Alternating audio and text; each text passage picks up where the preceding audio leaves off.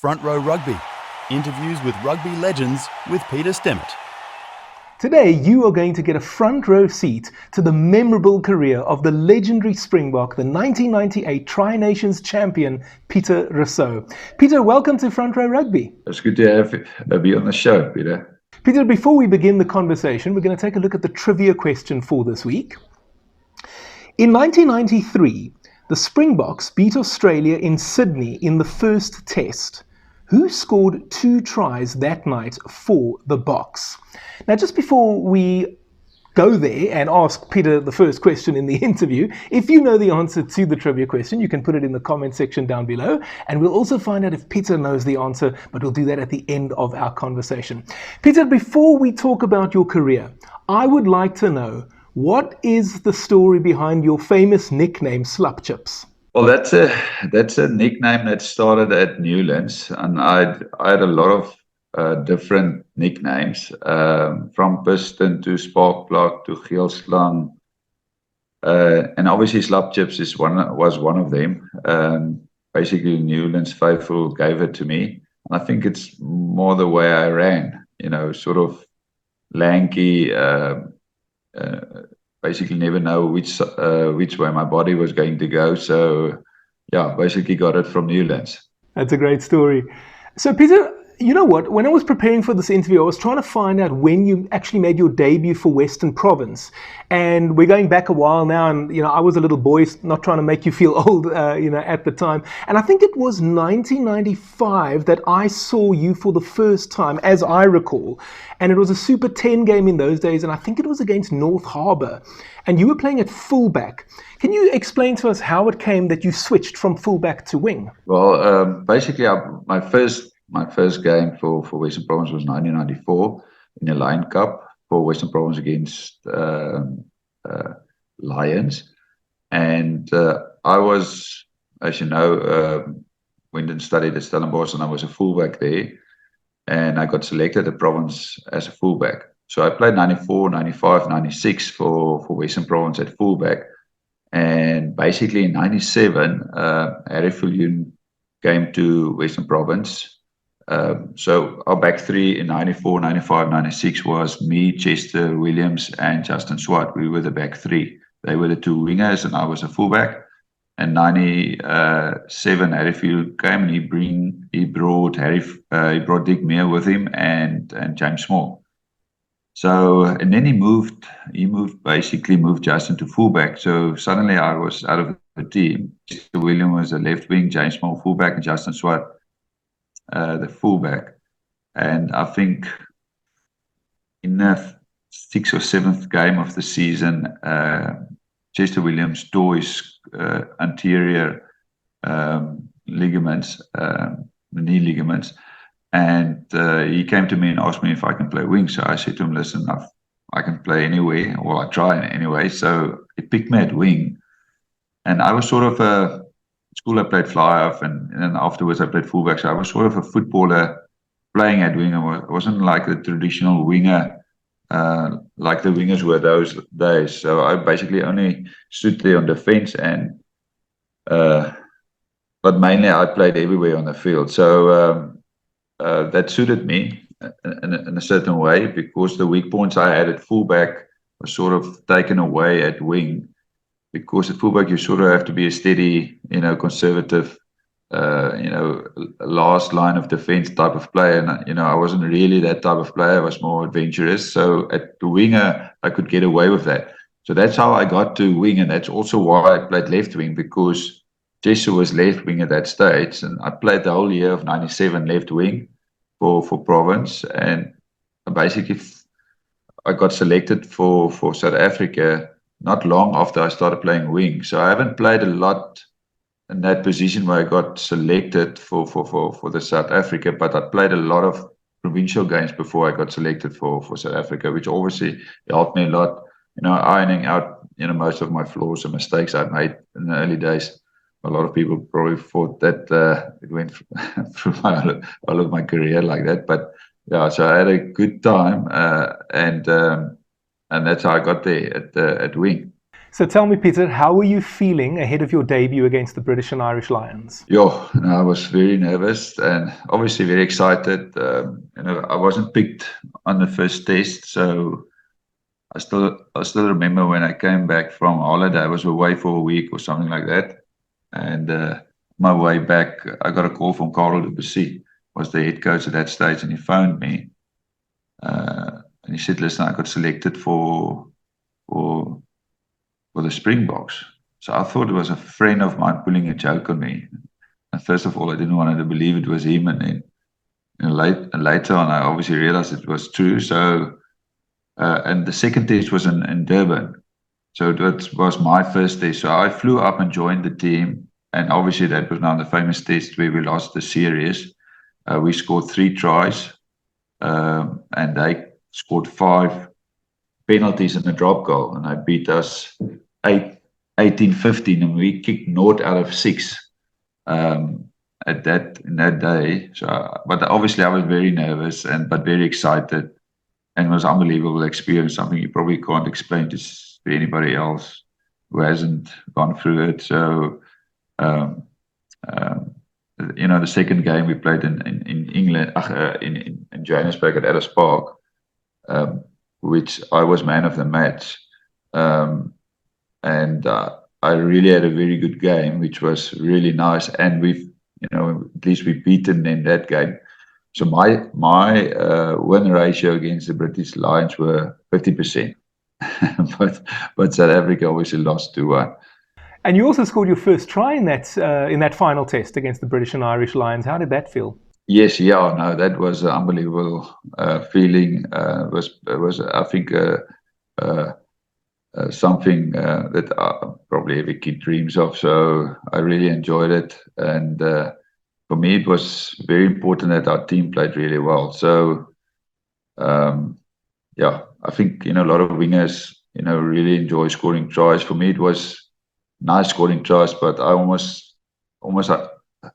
I had a different mindset regarding rugby, and, I almost got a bigger kick out of making a try for somebody else than actually scoring a try. But as a winger, you had to score tries, otherwise you're not a good winger. So, but it was a great experience, and I really enjoyed it. And then after the Tri-Nations, Carel du Plessis was replaced by Nick Mallet, and we went on that run of 17 tests in a row. But before we talk about that, tell me, in your opinion and your experience, what are the differences between Carel and Nick as coaches? Carel was obviously I think a visionary coach, and he really wanted to make the Boks play a bit different and think different about the game.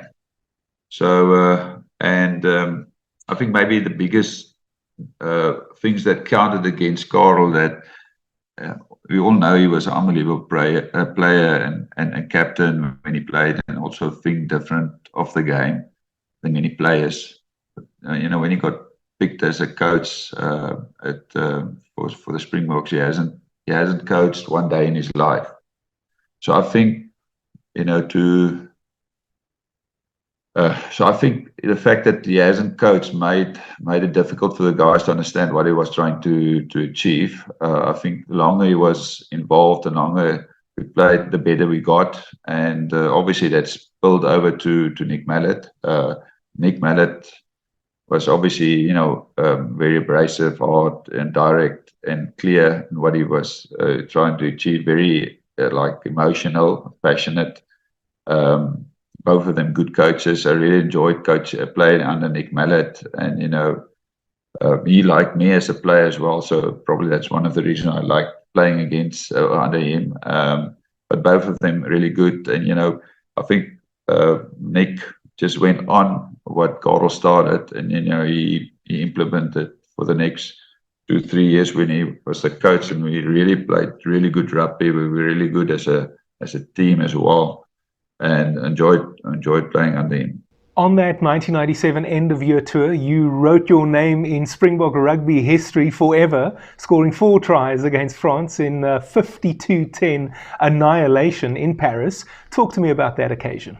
Yeah, well, that is sort of a bit of basically still a dream that I still wake up sometimes and really can't believe it was me. But that was an unbelievable experience. We played at Parc des Princes, and the first game we played in France was we played 2 tests there. And obviously, the first game we went ahead, also quite far, but at the end of that test, the French came back, and I think we won by 2, 3, or 4 points. It was really close. So everybody was looking forward to the second test, which we played at Parc des Princes, which was basically the soccer stadium which they used at that stage. And that was also the last test they were going to play there. So a bit of a nostalgic or farewell test for the French and in Parc des Princes. But we really played well that day, and we were up for the game, and we played an unbelievable brand of rugby, which the French really enjoyed. Afterwards, when we were finished, all the French people were standing and giving us an ovation, clapping hands, for the game we've played.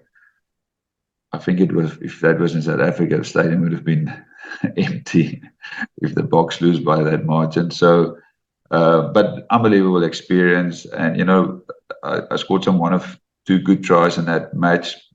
But, 1 of 2, I basically just put the ball down, where the teammates actually did everything. So we played really well as a team, and we played a really almost dynamic type of rugby, and offload and quick ruck and quick rugby, which made it really difficult at that stage for the opposition who wasn't really used to that. I noticed just before we started our conversation, behind you there's a framed Springbok jersey, and it looks like it's a framed France jersey. Is that from that match? Yes. That is the jersey, that's my jersey. I framed it, and it's quite a nice memory. That is a nice memory, but I've got a lot of memories, not just on Springbok level, but provincial level. Not just matches, but also the coaching staff and the players you played with. That memories will always stay with you. Absolutely. Now, speaking of memories, let's go to 1998. Tri-Nations. We're away from home against the All Blacks in Wellington. A memorable move. I think, as I recorded, it was yours to Henry Honeyball, who then sort of inverted himself, passed to you, and you took the gap going past Josh Kronfeld, and we took the lead and we won that test match. Talk to me about how that move came about and the execution of it. Well, basically, there's been said a lot about that move. We haven't won in New Zealand for a while, so we felt that we had the chance because we had a very good 97. We had a good team. We were confident that we can do it. And in that week, Henry Honeyball basically suggested that we do this move.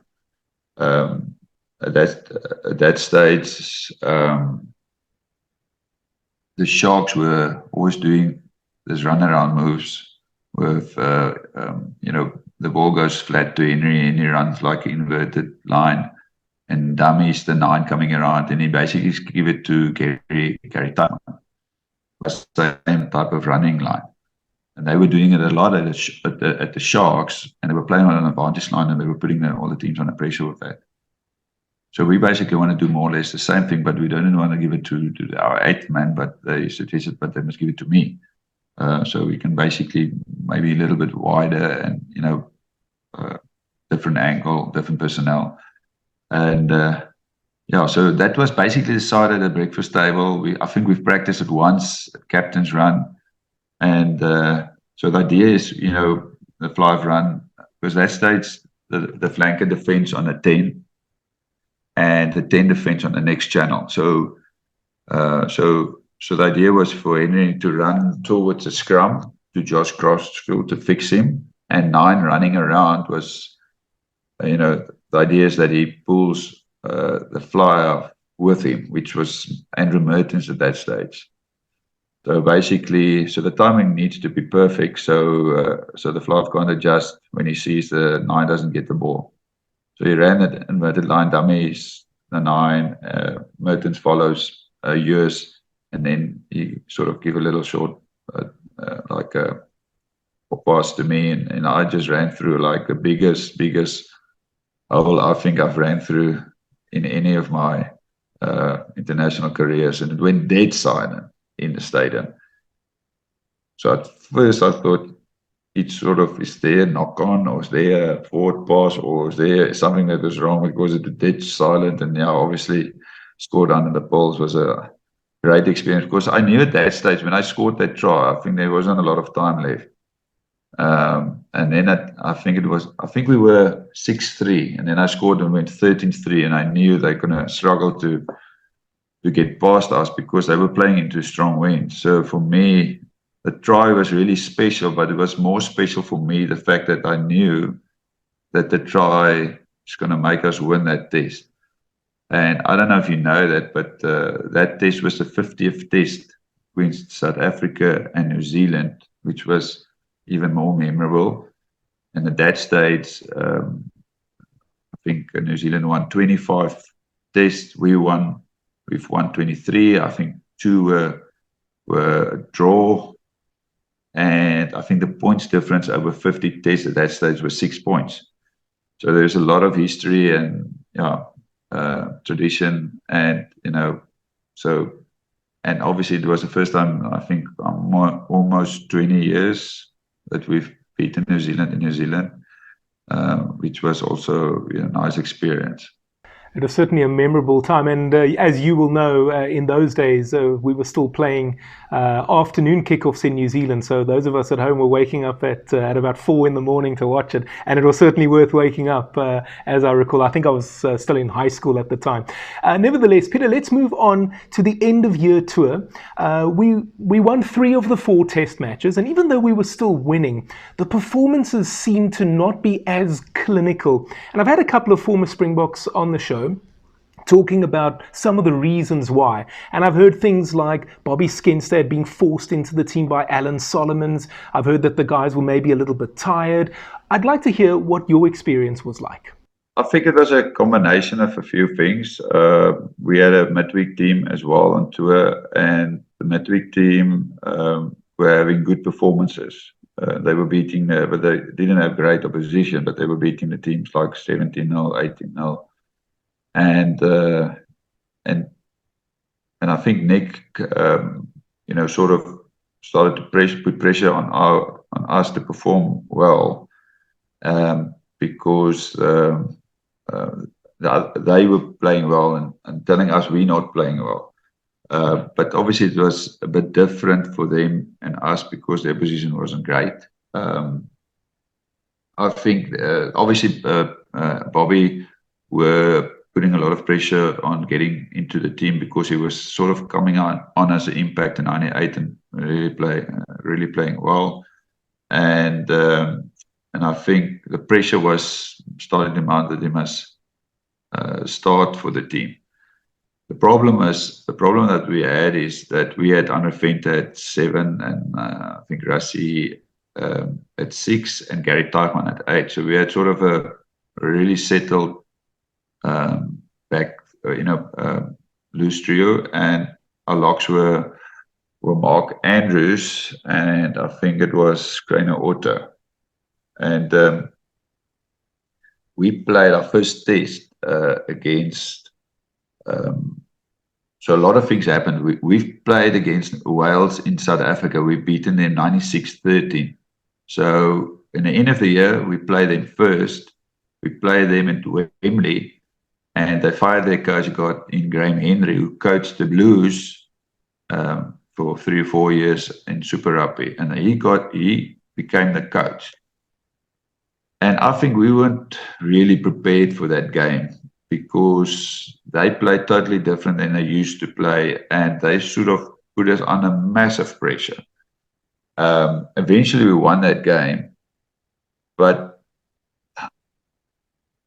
I think because we weren't that well prepared, we didn't play that well, and they really played well. So that sort of set the tone for the tour, where we didn't really perform as we wanted to perform. But I think it was because we weren't prepared really well, and expected to get so much opposition from Wales.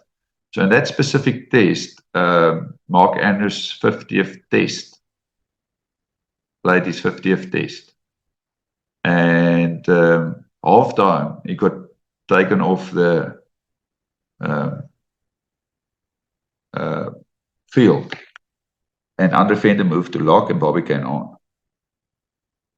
So that basically shows you what the mindset of the coaches were. They wanted to give Bobby more playing time, but they didn't really know who they should drop. Do they should drop Venter or do they should drop Mark Andrews? So in that specific game, he took off Mark Andrews and put Andre Venter at lock and brought on Bobby. Okay, so the second game, so now they had really pressure on playing him. Okay, so the second game they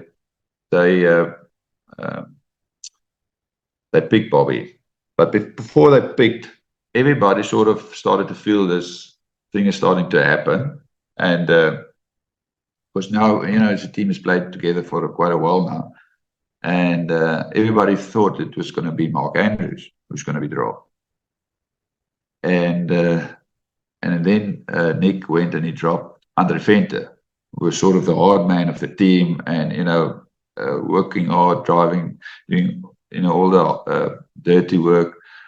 So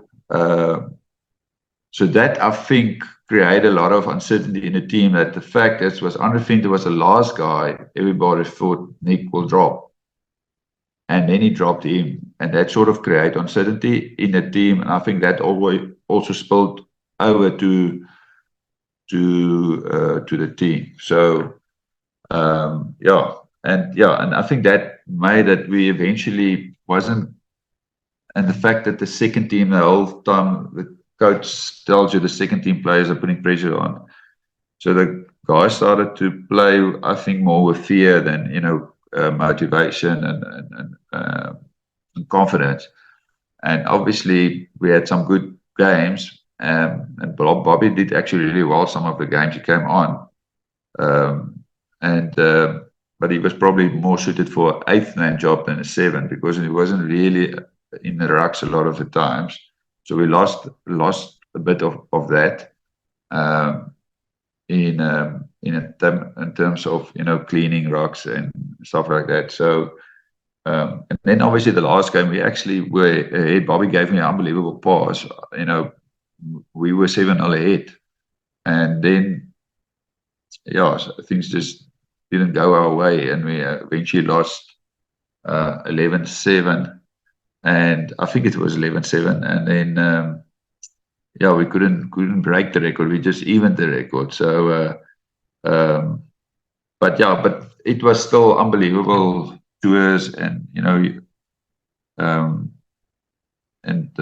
can't always win, and there's always a lot of dynamics in the team, and the coach is always under pressure, where to get the best combination, and how to improve a team, because you don't always have to lose to drop players as a coach, because I'm also a coach now. Sometimes other players just play better, or the combination is better, so you can actually improve the team while winning as well, and sometimes you have to. So I think that's what Nick tried,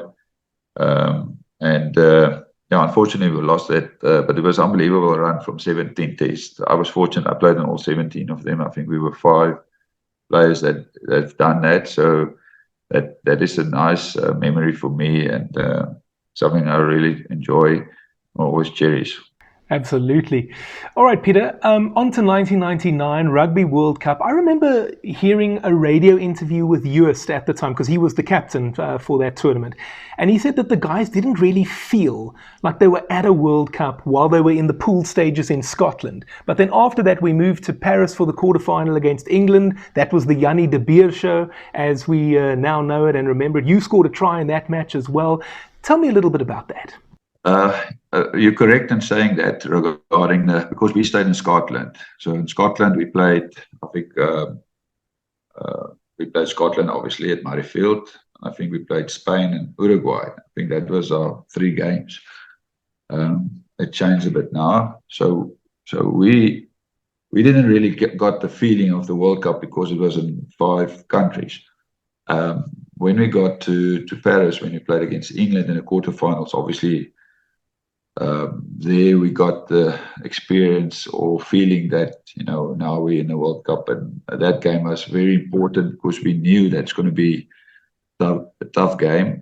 We didn't have a good 99 run because we had a bit of injuries, and so nobody was actually giving us a chance against England, because England at that stage, I think, was one or two in the Six Nations. They really played well, and we were really well prepared in terms of what we want to do and what England was going to do, and obviously,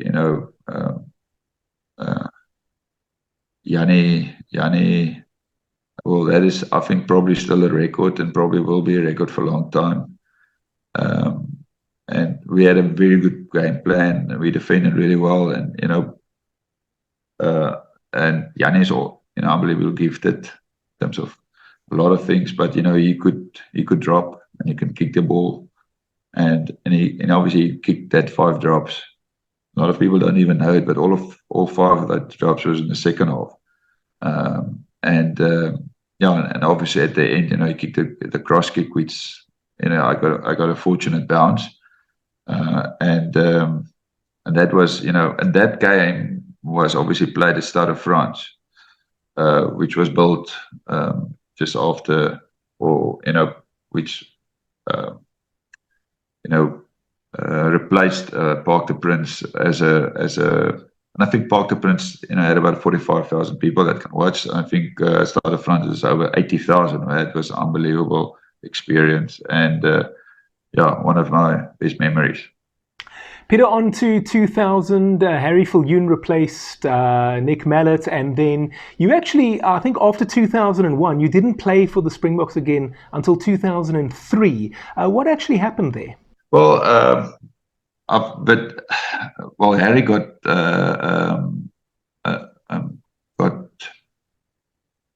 picked as their coach, and I think he really enjoyed, bigger wingers. So he basically, I think Dean Hall had a very good Super Rugby, and he picked him. I went back to province, and focused on the Currie Cup and Super Rugby, and I had a really good year or 2, and then he picked me again in the end of 2001, after having a very good Super Rugby and Currie Cup Rugby, and then I was involved, and then not long after that, basically I was basically involved with the team. I got a contract and everything, and at the end of that year, Harry called me again and said, "Listen, but they're not going to renew my contract." So I decided that I had to make a decision. So I got basically approached by somebody to go and play overseas. So that was the end of 2001, and then 2002 I had an unbelievable Super Rugby again, and then I think February, March, Harry resigned. But then I already made my decision to go overseas.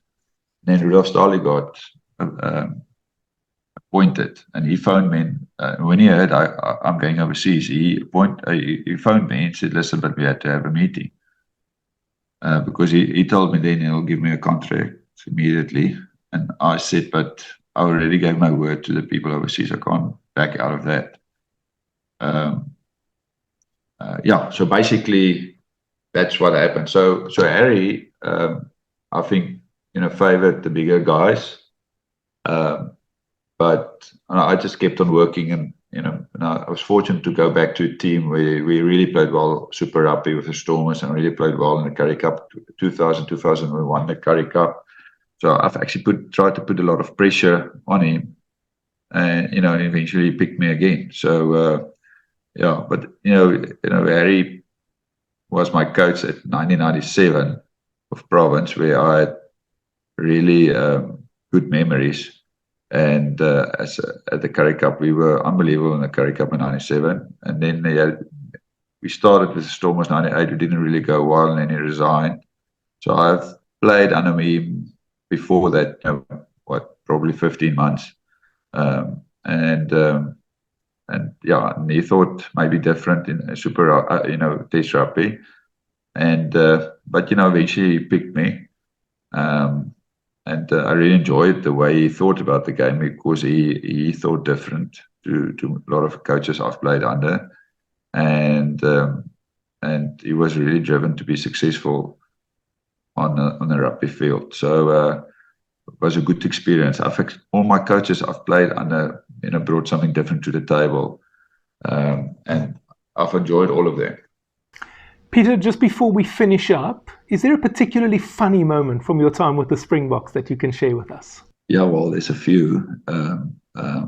Well, I remember the one where when we played in Johannesburg or Ellis Park, we normally stayed in a hotel there close, in Johannesburg somewhere.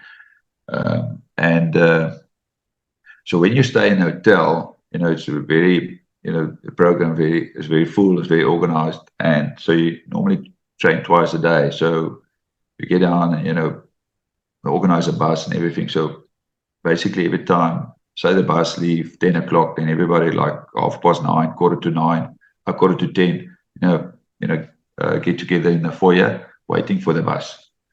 Or they sit around there, just make sure that they're on time, because it's very important to make sure you're on time. And so that was before one practice where we were waiting for the bus. So everybody was sitting there in the foyer and standing around, just I think it was like 5 or 10 minutes before the bus arrived. So we were sort of getting up and getting ready. And so I was standing there, and this one guy came to me, and he asked me if I can take a photo. And so as a Springbok, you get asked the whole time, a signature, photo, sort of becomes part of your life. So this guy asked me, can I take a photo? I said, no problem. I went and stood next to him. So he said, no. Can I take a photo of him and his wife and his kids? But now he asked this in front of everybody. So all the guys were falling off their chairs because it's so funny for them. So I eventually took the photo, and then I asked him where he's from. So he said, no, he's from Australia. And, rugby, I think Aussie rule fan doesn't even know rugby. I don't think at that stage he didn't know who the Springboks were. So, so that was quite a funny and humbling experience for me. All right. Pieter, before we finish, let's take a look at the trivia question again quickly. In 1993, the Springboks beat Australia in Sydney in the first test. Who scored 2 tries that night for the Boks? Do you know the answer, Pieter? I don't have a clue. It's actually quite an obvious one. When I tell you, you're going to know. It was James Small. Should have guessed. The chances the winger probably have done it now. Quite right. Pieter, thank you very much for your time today. I want to say it was an absolute pleasure having you on Front Row Rugby. So many fascinating stories from the past, and I hope that we can have you on again in the future. Thanks, Peter. Really enjoyed being part of the show. Front Row Rugby. Interviews with rugby legends with Pieter Stemmet.